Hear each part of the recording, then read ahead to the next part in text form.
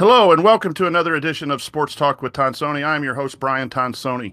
Communities rally around sports, whether it is youth sports, high school sports, college, or pro. Small local communities usually have a few individuals who sponsor, promote, and lead the charge.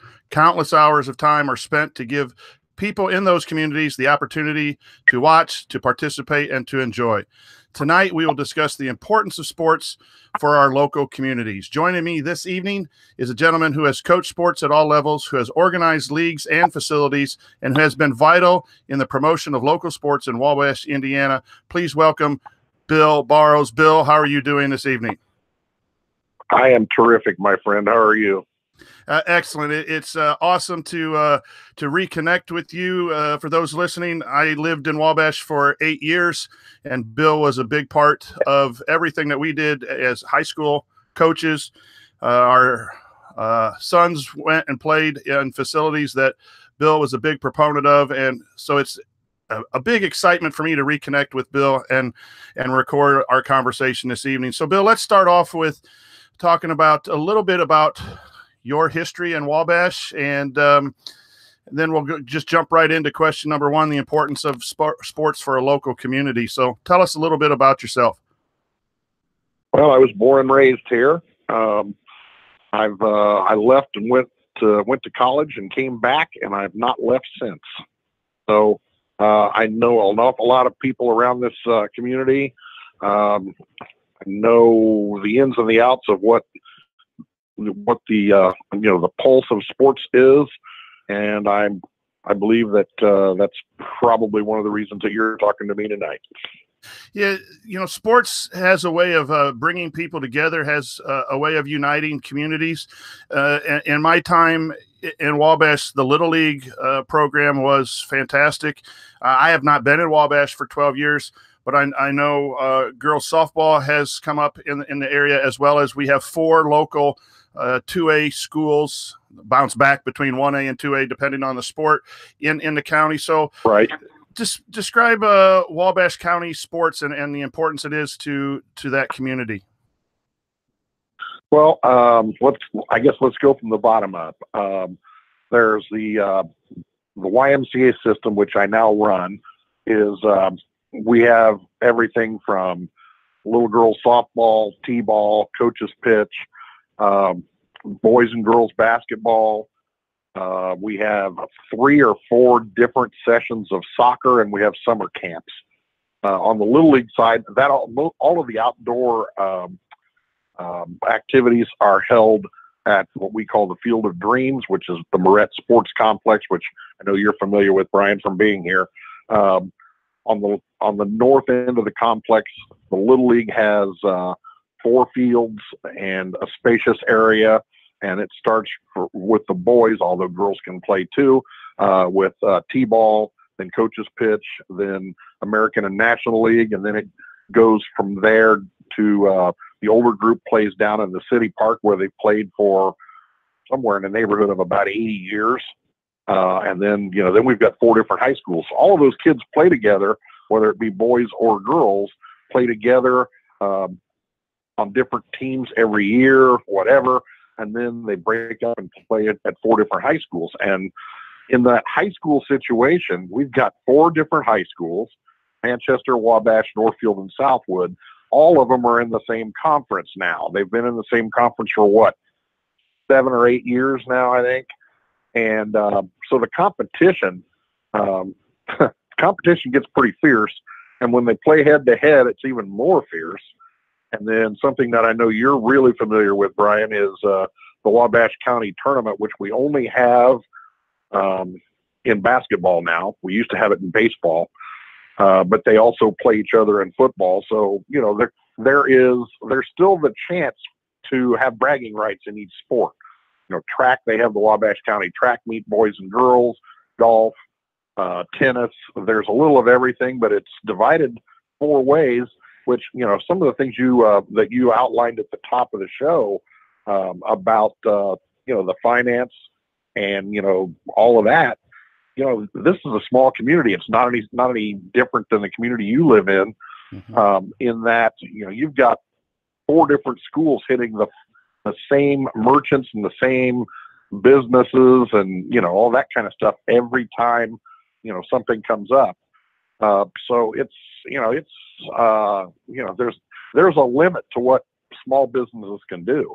But around here, sports is a big, big thing. And without sports, to be honest, I'm not sure what it would be like here. Let's talk. You mentioned a couple things. The softball and baseball complex on the north that took some time to develop, and then since I've left, the YMCA building, correct? You were a big proponent of that. You still work with the YMCA. I was not there. I was there in some of the planning phases. And so the next topic was what can communities do to increase participation in its youth? And I think Wabash is a prime example of the benefit of that. And you're a big part of that. Talk about kind of what it took to do those two, what I call major complexes in a relatively small community, and then the impact of those two facilities. We are very lucky to have a number of different facilities, but in from the community and sports genre, we have the Field of Dreams and we have the YMCA. Other than the school properties, we also have the Honeywell Center, which is a huge proponent of the arts. There are a lot of concerts there, and I mean, they bring in big names. My wife and I went to see the group America a couple of weeks ago. Kansas was here a couple of weeks ago. So there's a brand new automated Wabash County Museum. I mean, there's just a lot of different aspects of culture here in a small town, a small county of 27,000 people. One of the things that I don't know that you guys have, Brian, that we still do, we still have an outdoor drive-in theater. Nice. And that place is packed on the weekends. So I mean, it's just another one of those things that we have. But the Field of Dreams, we started doing research on that, on trying to put something together for that back in about the late '80s, and it took marketing surveys, it took raising funds. We finally started having events out there in 1999.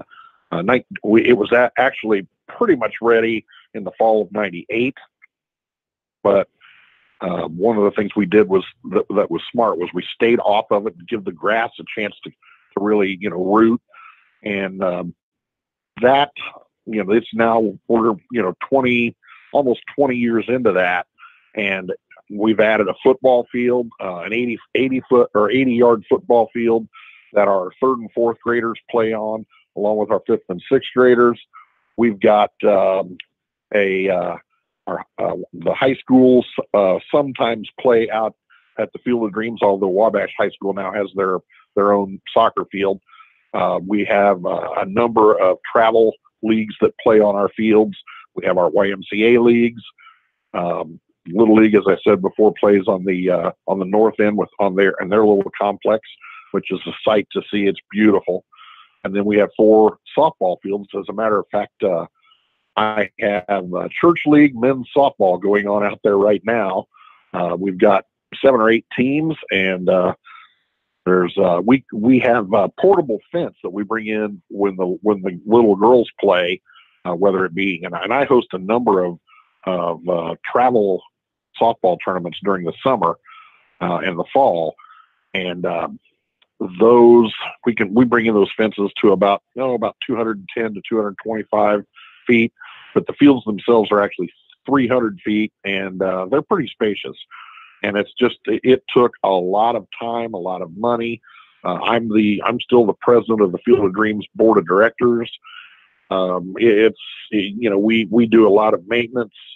We do a lot of laying out proposals and looking at where our funding needs to get, and what our proposed purchases and things that we need to do each year out there, very similar to what we do at the YMCA.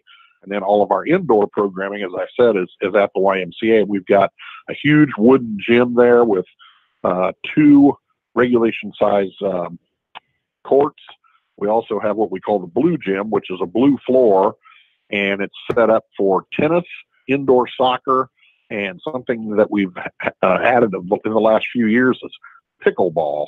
And we have a bunch of senior citizens that play pickleball every morning, and they are there religiously. And how long did it take you to get that YMCA going? The building. The building, we opened that in May of 2009, and so we're almost, we're a little over 9 years old now, and that building it's almost immaculate. Our facility staff does a tremendous job with that, and it's like anything else. You have things that don't always go the way you want them to, but it's a tremendous facility. We've got everything from we've got our wellness floor. There are different group exercise classes every day. We've got a spinning classroom with like 19 or 20 spin bikes, and they hold classes in there 2 or 3 times a day. We've got gymnastics for little girls that runs during the school year on Monday evenings, also in that blue gym. I still have Brian. I still have adult basketball in the blue gym, or in the wood gym during the winter. And sometimes I have to go in there and remind them that the NBA and the NCAA aren't scouting them. I've played in some of those back when I was in Wabash, and they were quite intense. You get Coach Noska back in the day playing, and both of us with a desire to win. We had some words back in those days. That's when I was about 100 pounds or at least 60 pounds less and can move. Yeah, and and the 2 of you guys were 2 of the more competitive people I've ever known, and it didn't always have to do with basketball. Could have been tiddlywinks or a trivia contest. And I still get some texts that display that every once in a while. My time in Wabash was well spent, and we've moved on, and we're very happy with where we've moved on. But we have Amy and I and the boys have Wabash deep in our hearts. The Field of Dreams was fantastic. My first year was 98, 99 in Wabash. And then our kids grew up and started in Little League and T-ball and all of that. And what a great place with the 2 ends and the parking in the middle, and that for a small community. And it has shown, and I think it shows from, at least from a far ways away, the high school baseball teams have had some serious runs at various schools. And it seems like the football facilities that you're having for youth football, you're starting to see a lot more competitive football in Wabash County than when I was there, besides Southwood and its dominance back when I was there. But it seems like Northfield's had some winning seasons. Wabash is getting better. Manchester's had some good teams. And I know that varies year to year necessarily, but it seems to me like the ability to have facilities with youth is been very productive. And then also the community health as well. You talked about having all people from small ages to senior citizens participating at the YMCA. I think that speaks volumes for a community and what sports. Do you have any idea of any raw numbers between the leagues and participation at the YMCA, how many people you serve? In a year's time, we will serve somewhere between 3,000 and 4,000 kids. Now, also understand that some of those are kids who are coming in to play in travel league tournaments that aren't necessarily from here, but still, 4,000 kids is a bunch of kids in a community this size. Right. Okay, so let's change it up a little bit from the community aspect of it and go to your time with WJOT and the radio and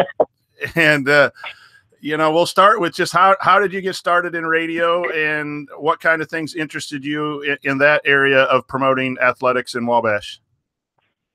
There was a guy by the name of Bill Rogie, who I don't think you ever met, Bill. He was a teacher at Southwood. He was the track coach, and he was just a guy that I knew, that my father knew, and he kind of mentored me. And at some point, and I think it was somewhere in the neighborhood of 1983, called me up out of the blue and said, "Hey, I'm going to Plymouth to do the baseball regional, and I need a color man. Would you go with me?" And I'm like, "Dude, I'd love to." And I did a couple of games with him, and it just kind of became a bug. And every once in a while, if he needed somebody, I'd go do games with him. And then it just kind of, became, all of a sudden I got a phone call one time from a guy that was at one of the competing radio stations here and said he needed a guy to come in and do sports every morning for about, just record something, for about 5 minutes or 10 minutes every morning. Did that. And then next thing you know, I was there in the mornings on the morning show, and I became the news and sports guy, and the weather guy too, for that matter. But it became like it was two of us on the air in the morning, and all of a sudden we had a show that just kind of molded itself, and did that from like 5 in the morning till 9, and then got off the air and then went and sold sporting goods the rest of the day. So that's how it started. And then the next thing you know, I'm doing football games on Friday nights, and then basketball games on, just about any night of the week, Tuesday, Friday, Saturday for the most part. And then walked into Northfield High School one day to meet the new basketball coach and try to set up some time to spend with him and maybe show him some of my wares and practice gear and stuff like that. And that's when you came along. But the most fun thing about it is, one, you're dealing with kids, and the more we can highlight kids in a positive environment, to me, is just top notch. And then the second thing was, the guys that I was working with by that time were Rick Harness, Tim Harness, Jim Landrum, all of us, Bob Hampton. It was like we were close to start with, and then when you came in and became part of the group, it just became like there were like 6 brothers. And well, hey, let me try to play something together here, just for old time's sake. See if you hear it. I got to skip. This is my. Got to skip an ad here, but I've been waiting for this. Oh yeah, swamp music. Just a few seconds of a little swamp music. Bill, you bring that up. That was our intro. That was our intro for our post game show that Rick Harness hosted as we were out covering games, and that was a fond memory of mine in Wabash, and gave me that start to want to do a little bit of broadcasting. And now, as I'm getting closer to retirement, I'm trying to build a brand here with these podcasts, and I'm involved with my own podcast and some others. But I think what you said there, which was very key, is we wanted to promote the coaches, the players at the high school level in a positive way, and share a little bit about some of those nights in the swamp and some of the travel and the sideline reporting. That we can share on the podcast. Yeah. This is going to be good. I mean, we had a post game show on Friday night, and we called it was Wabash County Swamp, because it was just Rick Harness, one of our buddies here, was or still is a big Leonard Skinner fan, and he loved that intro, which was swamp music, which is a Leonard Skinner song. And we would report the scores about every 15 minutes, and this is after we'd come back in from doing the game. And it was like I spent like Thursday evening interviewing all of the coaches, and then we did that on tape, and we played that before the game, and then we'd go do the game. And then after the game, we would bust it back to that studio to have, and we would have those same coaches and all in for what they saw, what they liked, what they didn't necessarily like. And sometimes we had to hit the the receiver and block a few people out here and there because they would get a little bit, a little bit less than positive. But most of it, I'd say, wouldn't you say, Brian, probably 95% of it was pretty positive and funny. We did some pop culture. We did a little of everything, and we just had a blast. And if we ever would get a chance to do that again, I would do it in a heartbeat. Yeah, Bill, it was a great time being at the games and traveling and setting up. And you asked me to be the sideline reporter, and I just had to put the headphones on and try to tune into the live radio to hear what you guys were saying. We had such raw signals. My hand would go up in the air, and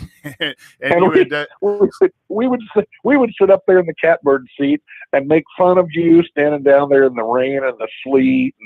But we knew you were having a good time. But boy, it wasn't all roses, but it was close. It was really close. And one of the things. Go ahead. Well, go ahead. I said people would bring us food at the station afterwards. We got to have such a following there for a while.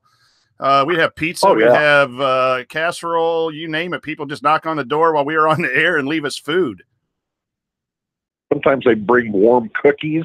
I mean, it was amazing. They just they knew where the station was, and they would just bring us stuff. And I mean, one of the memories that I remember pretty vividly was the 2003 during the 2003 football season. We also had the 2003 National League Championship Series with the Marlins and the Cubs, and we had the TV on, and we're watching that while we're broadcasting and taking phone calls, and it seemed like it was controlled chaos, and it was so much fun. And everybody, really all six of us, there wasn't anybody who didn't get their time on there, if you will, but especially the parents and the kids that called in. We had a set of cheerleaders that would call in from Southwood and talk to us every Friday night and tell us about the update of the game and, all of that. Some of your basketball players would call in and tell us about the Northfield football game.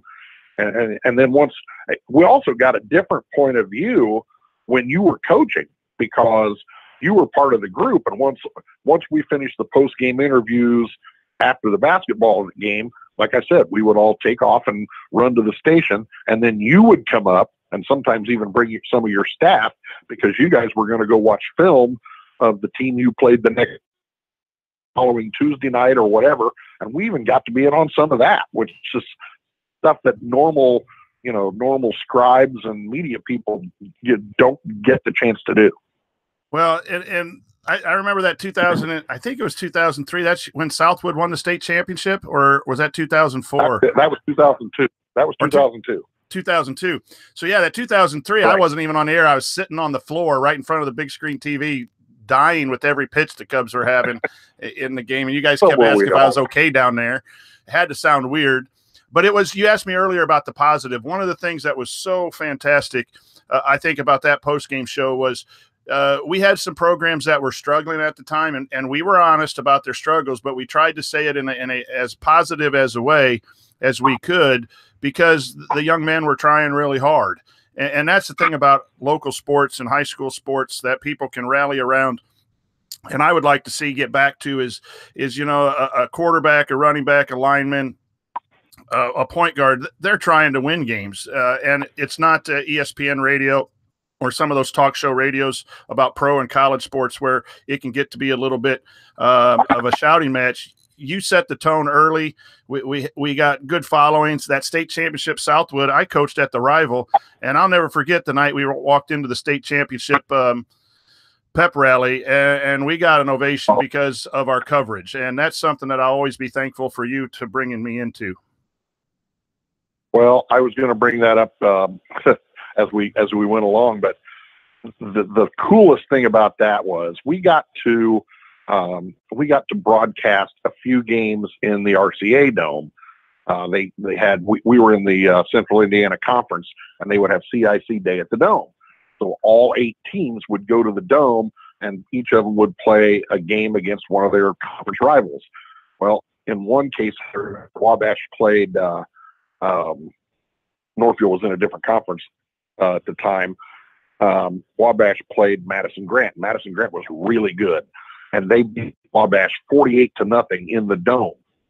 And then later on that season, they played again in Wabash at Alumni Field, and Wabash beat them and went on to the sectional championship, which was, that was a big, big highlight. I would compare that, Brian, to when your Norsemen won the sectional and then went to the regional at Triton. It was like a Cinderella story, because those teams were supposed to be decent, but they were not supposed to be, great. And they, again, what you just said, you got kids, whether it be a point guard or a quarterback or whatever, they're trying to do the right things. And when those types of things happen, it's like magic. And we are being the eyes and the ears of everybody back in the community that can't be there for the game. And that to me, I take a lot of pride in that. And so those were a couple of high school stories. The Southwood Championship, Northfield's won baseball championships. Our basketball team was one game away from a state championship, and that's right in that time period when you were covering. Even before that, though, you're a longtime Wabash citizen. What Wabash County sports stories stick out to you as awesome memories? I have a few, if you don't mind. One of them was the football surprise teams. Southwood went to the state championship, won it on a last-second field goal with you and, I believe, Tim goalpost as the ball, spiraled through to win the game. And we can't communicate because, we can't hear the radio broadcast from Indianapolis, which, it originates here in Wabash. But you guys, we did hand signals from the press box, all kinds of stuff, and you guys are under the goalpost screaming that it was good before it ever got there, because you could see the trajectory of the ball. One of the things that really stands out to me in that same game, and that was, and I know my little Italian brother on the other end is also.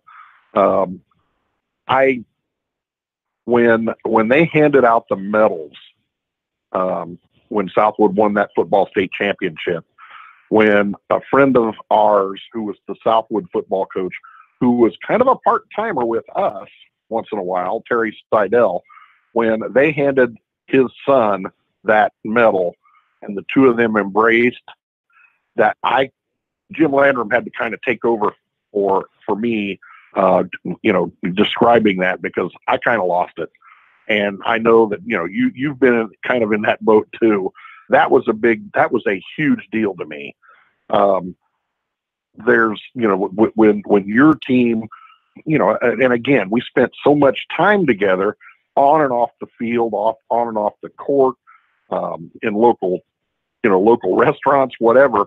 When your team progressed through that, and won and went on, that I can remember being at, and I don't remember if it was the sectional or the regional, but when your team won and you turned on the floor and looked up at us and we made eye contact, that was a huge moment to me. Just because I know how much time and effort coaches, specifically you in this case, put into this, and the emotion and the physical effort to do the right things. That kind of stuff really hits home to me. And I know, Coach Chris Rood at Wabash, he was my high school baseball coach. I coached under him some. He died suddenly back in 1995, and we have honored his memory at Wabash, since. And this is one that didn't happen then, Brian. It happened this past spring. We had a tournament that we called the Chris Rood Memorial, and we had 3 other teams come in and play. Each team played 2 games that day, and I invited the Rood family. They live up around Pierceton and Warsaw, and they came down, and all of them were there. And Chris's sister came down to the dugout during the championship game and talked to me, and the memories and the the all of that comes back. I'll tell you something that happened to me this past weekend. I was asked by one of my former players who's involved with our Little League system to evaluate hitters. They're trying to start a travel team, and he wanted to evaluate hitters, and he wanted me to come down, me and another guy. We came down and, we didn't know the kids' names necessarily. Some of them we did, but they gave them numbers. Well, we evaluated those kids. I parked where I normally would park down there when I was the Babe Ruth's league president and one of the coaches. I hadn't been down there in quite a while. And I walked into that place, and it was like half of my life came back to me. And it was like, whoa, you spend so much time at a location or a small town like this, and then something like that comes up, and it's like it all comes rushing back. And that that really kind of caught me. And I told Darryl Cantrell, who was with me that day, he and I were doing the evaluation. I said, because I coached his sons too. And I'm like, whoa, this all of a sudden, this all comes back to me. And he's like, yeah, kind of gets you, doesn't it? And I said, yes, sure does. So Wabash County has been good to you athletically. Just as a sports fan, any memories that you really stick to in your fandom or anything as a sports person that in your life have really meant a lot to you personally? Maybe pro or college outside of Wabash. Well, there's a few. One, I have been a Colts fan since I was a little boy when they were in Baltimore. And as a matter of fact, when they were originally moved here under the cover of darkness, to me, that was embarrassing. But I was a big Johnny Unitas guy when I was a little kid. And when they moved here, you know how you have those dreams. You think, gosh, if your favorite team was only like here, wouldn't that be awesome? Yeah. And then it happened. And then they're horrible for X amount of years. And then, we start putting together a program. We get the right people in place. Bill Polians, the Tony Dungy's, the Peyton Mannings, all of that kind of thing. When they won the Super Bowl, and I got to tell you a little story here. When they played in the Super Bowl, the beginning of 2007, I was at, and you'll remember this guy, Dr. David Frischman, who is a chiropractor here in town. He and I grew up together. We've known each other since we were 4 years old. We watched that game out at his house, kind of a little party, Super Bowl party. Got to about 2 or 3 minutes left in the third quarter, and I looked at my wife and I said, "Dear, we need to go home." And I told David, I said, "Dave, I'm going to go home and watch the rest of this." I wanted to be at home, whether we won or lost. Specifically, if we won, I wanted to be here so I could see it all and celebrate it, my way. Mm-hmm.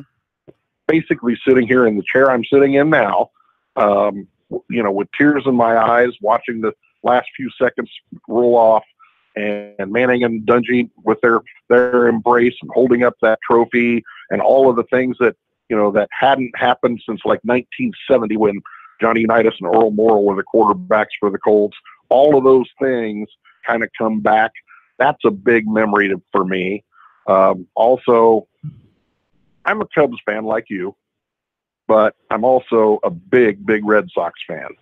I'm a Jason Varitek, Trot Nixon, yep, Dustin Pedroia guy. The guys that weren't afraid to get dirty, weren't afraid to step in and tell teammates, what they needed to do and how they needed to do it, that type of thing. And that started back in the late 90s. But the 2004 World Series championship, same thing. I had to watch that here at the house. I had to be home to see all 4 of those games after they had lost the first 3 to the Yankees and then come back and win that. I think Harness and I watched one of the World Series games at his house, but most of them were here. And then how can you forget the 2016 Cubs? I mean, my dad was a Cub fan.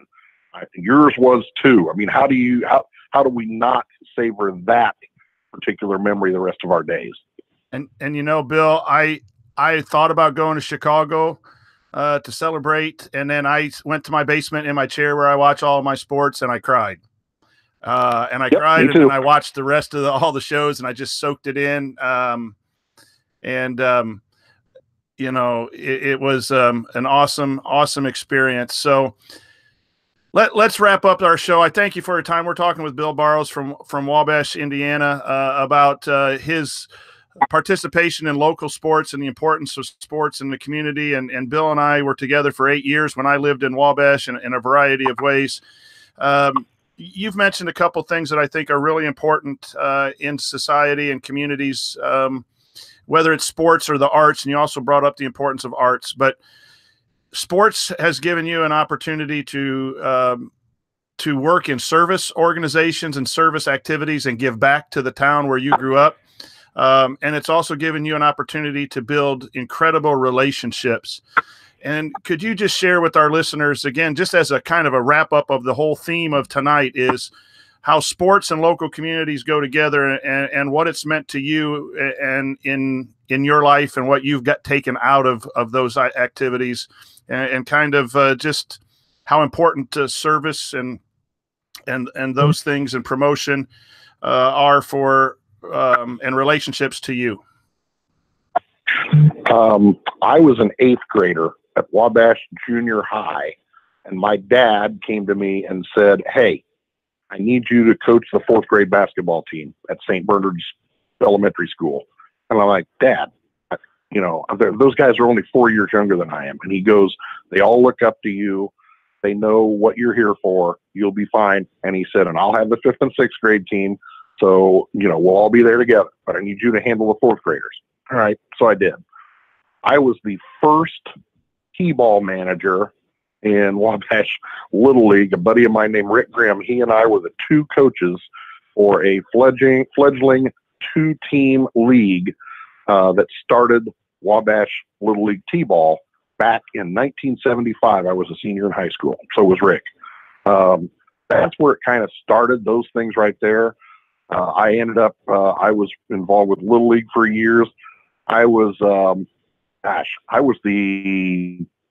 league president of Wabash Babe Ruth for almost 30, and coached the team for almost 30 years. Also helped coach the high school team, which I still do.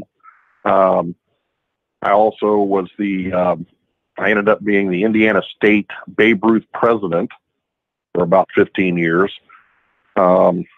If you're asking me to brag on myself, I'm going to tell you something I don't even know I don't know that you even know. And that is, I was elected and also inducted into the Indiana Babe Ruth Hall of Fame for being an administrator and putting together not only a local program and keeping it afloat, but being involved at the state level for a number of years. I took teams of 16 and under kids to Arizona to play in the USA Baseball national tournaments, where they picked the USA or the U.S. Junior Olympic team out of those teams. Now, I will tell you this, none of my players ever got picked, but they got that experience, and they also got some exposure to some college coaches, and some of them moved on and got college educations because of it. But those are the things that I'm really proud of.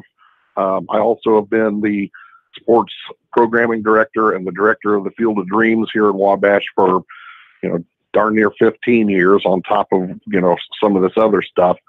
And I guess the epitome of the whole situation, Brian, is when I'm out someplace, whether it be at a restaurant or the local pub that we all used to frequent, and kids. I was at my class reunion 2 or 3 years ago, and we were out at the Kettle, and you know what the Kettle is, right? And two adults, came over and hugged me while I'm standing there waiting for a table. And my brother-in-law, who he and I grew up together all those years ago, and he says, "Who are those guys?" And my wife looked at him, and she said, "Oh, those are just guys that he coached." When they come and tell you what they're doing now and introduce you to their kids and want their kids in my programs, that's the epitome of what this is all about. Well, Bill, congratulations on that induction. No, I did not know that. And just congratulations on a life of service and the relationships that you've built. I know I'm a better person because of the 8 years I spent on a regular, almost day-to-day basis dealing with you in your many ventures. You will leave a legacy in Wabash long after you're gone. And anytime you can help young people or anyone, whether it's sports, the arts, or whatever, I think it's to be commended. Any final thoughts on local sports, relationships, high school sports, your time in Wabash County as we wrap up? Well, just that you get into this stuff. One, I got into it kind of by accident. My dad said, "I need you to do this," and I'm like, "All right, I'll do it." Well, then all these years later, you think about all of the lives that have touched you and all of the lives that you have touched. And when you start thinking about that, I mean, my little grandson is 13 and he lives here in town, and he's like, "Grandpa, you know everybody." Well, you know what? I used to say the same thing about my dad, but when you start looking around and see all these kids that come through that have been involved in either the baseball program or one of the Y programs, or even just kids that come into the YMCA that know me by name, those things, you know that you have done things right and that you've made an impact on a kid's life. That's what it's all about. And it's not about me, Brian. It's about these kids. Well done. Well said, Bill. That will do it for this episode of Sports Talk with Tonsoni. We appreciate Bill Barrows joining us tonight on the show, and we really appreciate and personally appreciate all that he has done in the area of sports over his lifetime in Wabash. Please follow this show on Twitter at the handle @SportsTons. Our website with student sports writers has just started today with our first published articles. Check us out at sportstalkwithtonsoni.com. Thanks for listening, and so long.